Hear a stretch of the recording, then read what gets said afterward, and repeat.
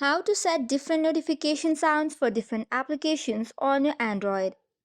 Hey guys, and let's get started. In order to change the notification on different applications, you can follow the steps.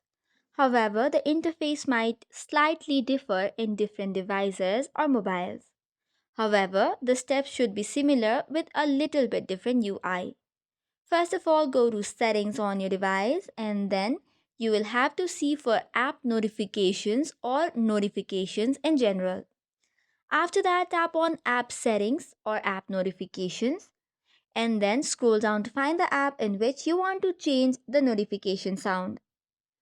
For example, I'll be selecting on Instagram. Once you tap on it, scroll down a bit and you can choose for which you want to change the sound to. From here, scroll down and tap on sound and you can choose any type of notification sound as per your wish. Now you can set different notification sound for different apps with the same process. This is all for today's video. For more such contents, do not forget to hit the like and subscribe button. Thank you and keep watching.